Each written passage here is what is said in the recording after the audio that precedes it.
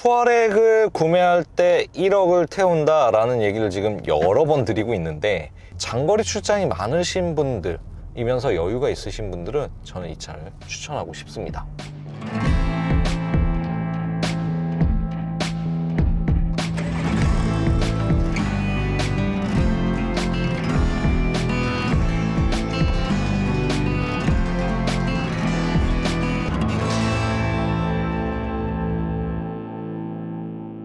안녕하세요, 모비티의 맨투 드라이브입니다. 오늘은 폭스바겐에서 가장 비싼 차를 가지고 왔습니다.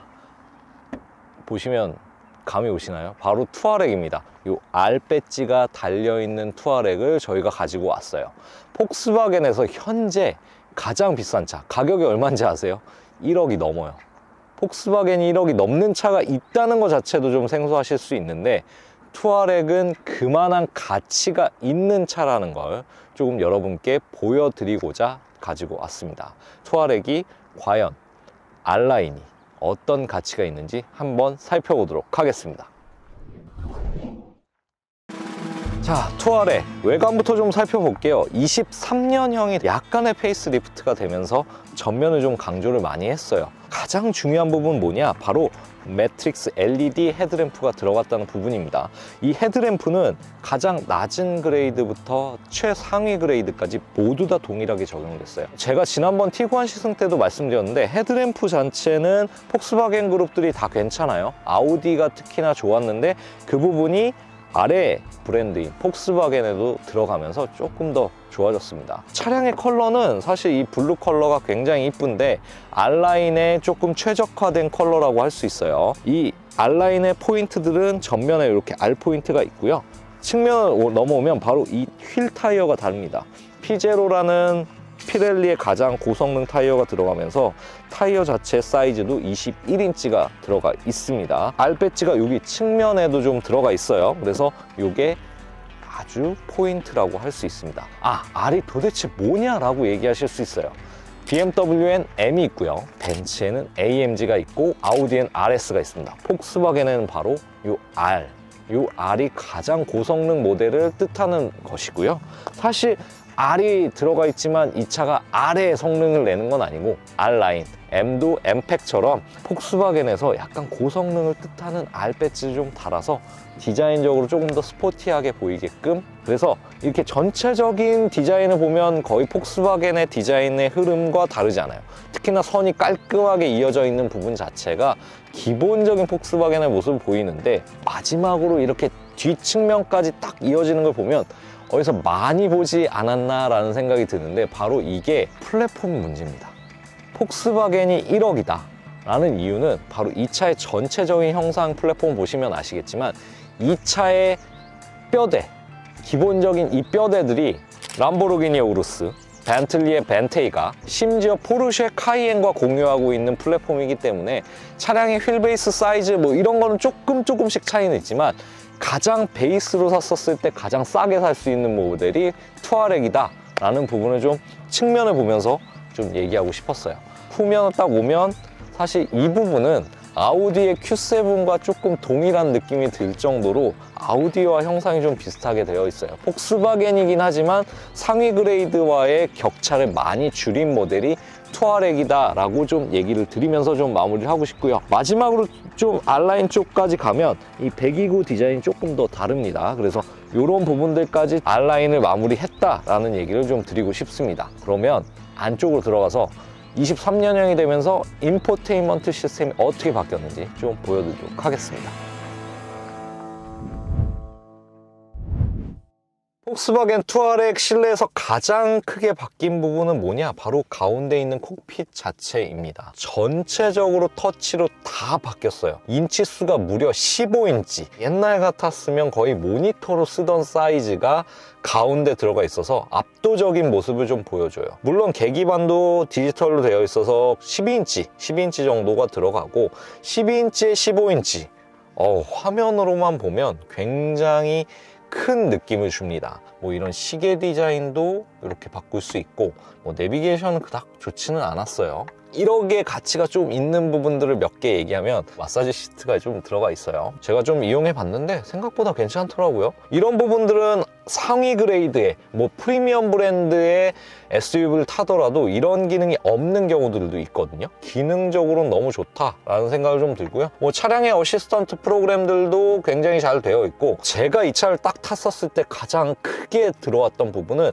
지금도 820km가 찍혀 있는데 처음에 풀탱크로 오니까 1000km가 넘게끔 갈 수 있다. 이 차의 연비, 주행 가는 거리, 이런 게 눈에 확 들어오더라고요. 가장 아래 등급으로 가면 안 되는 이유 중에 하나가 이 두 가지 버튼에 있습니다. 첫 번째는 바로 이게 테레인이라고 불리죠. 차량의 주행 모드를 선택할 수가 있는데, 오프로드는 뭐 당연히 가능한데 여기서 컴포트 모드가 하나 더 추가돼요. 이 컴포트 모드 자체가 바로 에어 서스펜션이 들어가 있는 부분입니다. 여기에 에어 서스펜션을 조작할 수 있는 버튼이 되어 있어서 차량의 서스펜션을 자유롭게 위아래로 조정할 수 있는 부분까지 정말 잘 돼 있다라는 얘기를 좀 드리고 싶습니다. 파노라마 선루프 돼 있어서 개방감 좋고요. 이 차에 있는 옵션들이 없는 게 없다라는 얘기를 드리면서 좀 마무리하고 싶어요. 그러면 2열 거주성 한번 느껴보도록 하겠습니다.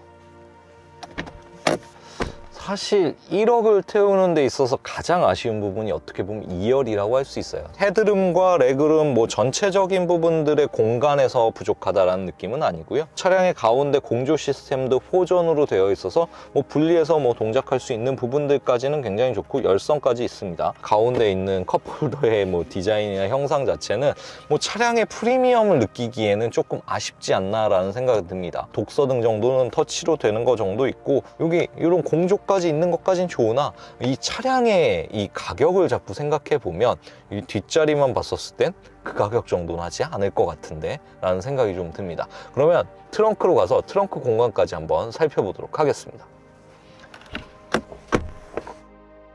과거의 폭스바겐들은 트렁크를 여는 방식이 이 로고를 누르거나 터치해서 여는 방식을 많이 썼는데, 지금은 너무 심심해졌어요.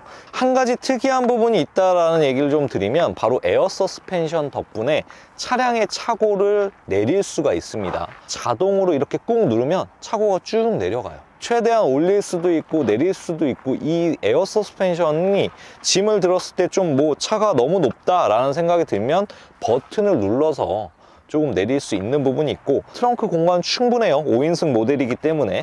그리고 안에 스페어 타이어가 들어가 있어요. 요새 스페어 타이어가 안 들어가 있는 차들이 많은데, 이 차량 같은 경우 스페어 타이어가 들어가 있고, 이 시트를 접는 게 수동이에요. 저는 좀 이 정도면, 사실 제네시스 GV80 정도 되면 자동으로 접히고 다시 올리고 할 수 있거든요. 그래서 1억 태운 거에 비하면 이런 건 좀 아쉽다라는 얘기를 좀 드리고 싶고, 이거를 한번 접어보도록 할게요.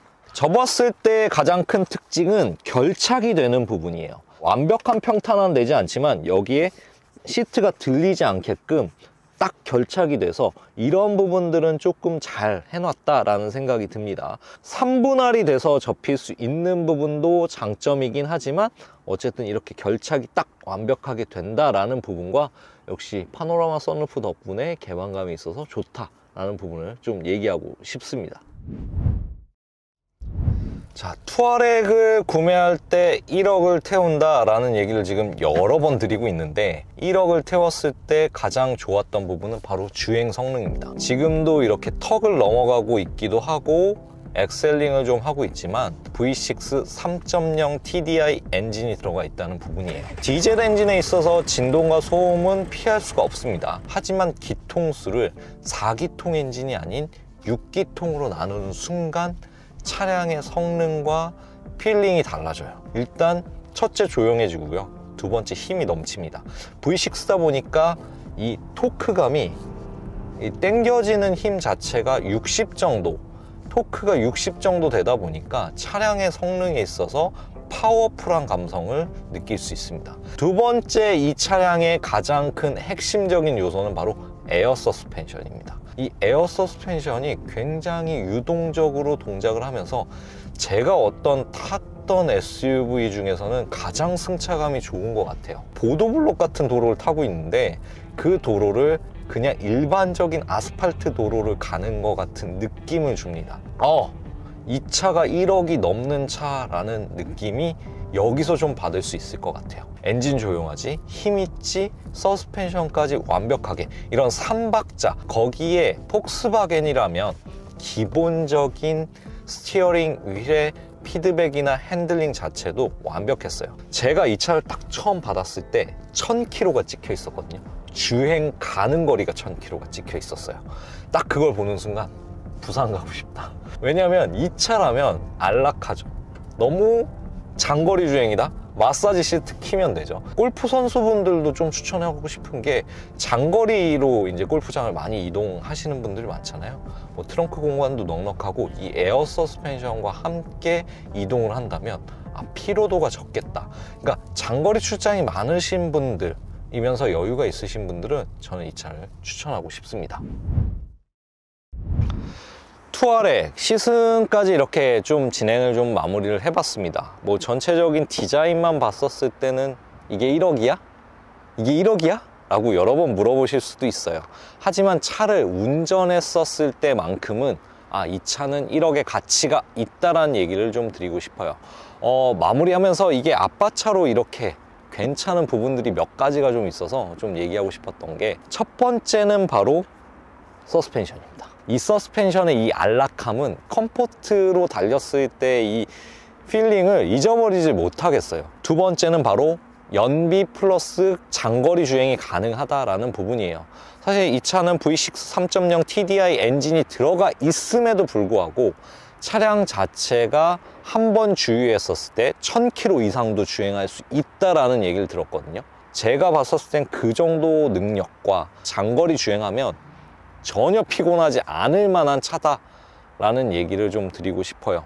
마지막으로 돈 있는 걸 티내고 싶지 않는 아버님들, 사실 이게 플렉스 한다고 하잖아요. 근데 요새는 돈 많은 걸 티내면 오히려 저격당할 수 있는데 이 투아렉을 사시면 저격당할 일은 없을 것 같습니다. 아무래도 사실 하차감이라는 게 전혀 없는 게 장점이자 단점이지 않을까라는 생각이 좀 들어요. 그래서 R라인 같은 경우는 사실 이런 컬러를 고르는 게 오히려 좀 뭔가 다른데 라는 느낌을 받으실 수 있으니까 컬러를 선택하실 때 이 컬러도 한번 고민을 해보시는 것도 좋을 것 같아요. 투아렉 1억의 아빠차 한번 제가 좀 타봤는데 정말 주행 감성만으로는 제가 입이 마르도록 칭찬하고 싶은 차 중에 하나가 아니었나 라고 생각을 해봅니다. 더 좋은 모빌리티, 더 비싼 모빌리티 타보고 싶습니다. 그래서 모빌티 좋아요, 구독 잘 부탁드리고요. 앞으로도 더 재밌는 차 있으면 바로 시승하고 시승기 올려보도록 하겠습니다. 이상 모빌티의 맨투 드라이브였습니다.